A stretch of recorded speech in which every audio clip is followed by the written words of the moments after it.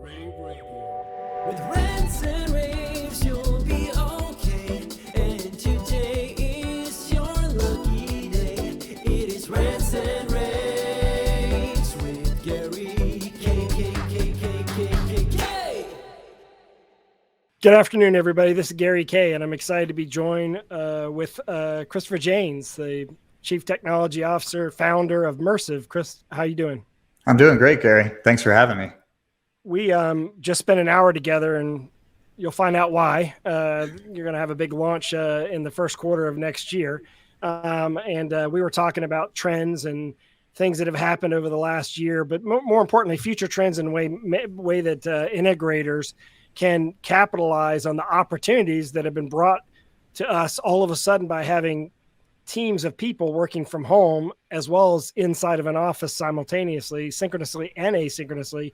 And interestingly enough, y'all were one of the first companies to kind of jump on this opportunity by flipping in your product to the conference product. I'd like for you to kind of back up, because this is partially new product, partially social consciousness at the same time. Yeah, no, Gary, I'm glad you brought that up. I do feel like, in times of great disruption, right, there's obviously a way to view that as the negative piece of things that are happening, but there's also the positive aspect that it gives you an opportunity to look at things through a new lens. And I do think big companies or vendors or integrators, anyone in this community should probably ask themselves, how could I help the new workplace as it emerges, right? And there were trends already underway that I'd seen. It's just really those all got accelerated in the pandemic by a whole lot. And our response to the pandemic was really to ask ourselves, look, we already had a product that allows you to be engaged and collaborate and, get your meetings more efficient, maybe even look forward to collaborating with your colleagues in good ways. But we didn't have a response to people that were remote at the time. Right. This was about technology that avoided shoulder surfing and finding that video cable, right? So we went heads down and built Solstice Conference, which allows you to really leverage the existing, investment in your video conferencing infrastructure, whether it's an existing room system or the codec on your laptop. You can now take a collaborative content forward experience from a conference room and remotely push that through Zoom or Teams or WebEx or Slack even. And we did that wirelessly. So it's kind of funny, Gary. We had our customer council out in late 2018, I think. And that was the number one request from our customer council. So these are some of the biggest companies in the world, right? Giant sporting goods companies and pharma companies and banks, right? And they all said, we love what you've done for Proximate. Can you do something for our remote workers? Now, that's what I mean by trends that got accelerated. We already knew we needed to work on that. So it was about a 2-year project in engineering and design. And we learned 3 principles, actually, and it's kind of how the product evolved. It has to be wireless. Yep. Has to be agnostic. It has to be agnostic to the codec you're using. And the third one was kind of interesting. It also has to use the user interface on the existing laptop, because users are familiar with that. And it's a trend that I've seen before, right? It's why our wireless sharing product took off. It's like, hey, I have a laptop that I like to use. Why can't I use it in this conference room, right? Right. So it's the same thing with your codec. I already know I've got 3 or 4 codecs installed on my laptop. If I'm an engineer, I use Slack or I use Discord. If I'm somebody in pharma, I might be using Teams all day long for my team meetings. But you want to be able to use that user interface you become familiar with. And by the way, it's the same one you use at home. And so you can do that now at low cost. Just if you have an existing pod, you just plug an AV system into it directly, and you now have a bring your own meeting experience for conferencing. So, yeah, and this is going to be critical, because as we go, as offices open back up, there's not a single office on the planet, not a single class or school on the planet that's going to have somebody that isn't working remote for one reason or another, right? It could be that they got sick, but it could be that the companies had to evolve their processes and allow people to work from home because that's just what they wanted to do. And in fact, it could be, and we talked about this earlier today, it could be the CEO of the company who's now decided they're going to work from the Caymans or from Florida. So we're going to actually have to build that plan into everything we do, not just adapt it after the fact. And I think that's the critical thing, is starting up front. It used to be, here's my opinion. Here's where I saw it. And I know that this probably drove you nuts. Your product was put in at the end. Like, they would do a whole system. They'd be like, we need wireless too. So let's add a Mersive. Yep.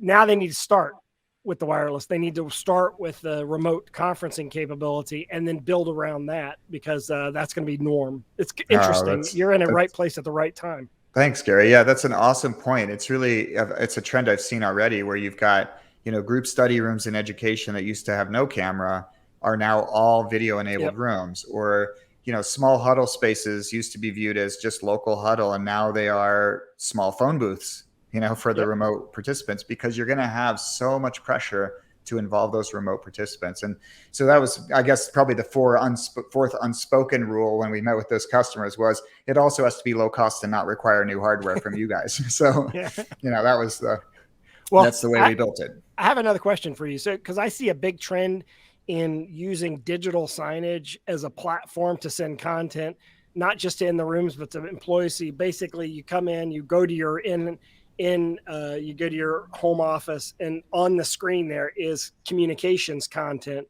from the home office about what's going on. Have you integrated that into the remote experience as well? No, not yet, but that you're hinting at something that we are looking at super closely, because we already have, RSS feeds, and we tie into all the digital signage components and everything. Now that remote worker, I've had some interesting use cases. I won't name the company, but they are on our customer council. They're very large. I think they're in the Fortune 20, and they are sending users home with pods already. And it's kind of funny. Some of the feedback we're getting is, of course, it's great to be able to wirelessly share because you're sitting on your couch and then you walk into your home office and you want to do the same thing. But it's not really about that. It's about that splash screen that we have. And it's digital signage coming from the company over VPN to the home endpoint, right? And then we've got that calendar that shows upcoming meetings. And the way we built Conference is it auto launches your next meeting. So you don't have to go hunt and peck for the URL. That's the feedback I'm getting. That's like, hey, this is kind of like a home office on steroids. That's a lot like the one where when I go to the campus in Chicago, same thing. Yeah. So you could use that same platform to send any other kind of communications content, and also, even make it graphically pleasing as digital. It also would accelerate digital signage in the corporate market as well, because I think digital signage is big in retail. It's big in higher education, not in corporate, other than in lobbies. Again, finally, the last question, because this is another area I think that you have an opportunity to, is the virtual assistant / virtual concierge / virtual support that you could provide as well through that platform. I'm assuming that's something that, because you're always a leader on this stuff. I'm assuming that's something you're looking at as well. It is. It's already on the way. We just released the first feature in a roadmap for that digital concierge, because our customers are driving us pretty hard in that direction. It's about an end of meeting, curated experience, because we're having this issue with, people get maybe kicked out of a room, or if you don't necessarily want to open a door and have a collision event in the COVID era, right? So have people leave. So what we do now is the system will know, the pod knows if there's a meeting on the calendar coming up. It knows that you're still having your meeting, because we have all those occupancy technologies for analytics and tracking for your own utilization stats. We can show a message on the screen that says, hey, looks like your meeting's about to wrap up and there is somebody, waiting outside. Can you find the next conference room? We just released that. That's cloud-driven signage in your cloud account. You can customize it.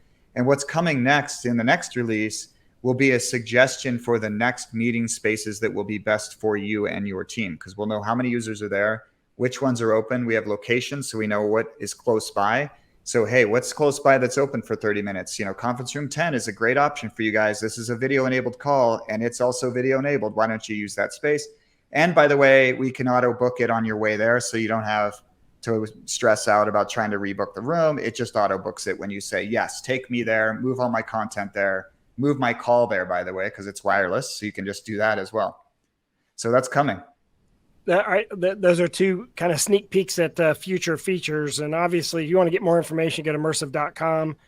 Christopher Jaynes, thanks for joining me. And I look forward to your launch of your new thing that I was fortunate enough to participate in earlier today, sometime there in the first quarter of 2022. So thanks for having me part of that. I appreciate it. Yeah, thanks, Gary.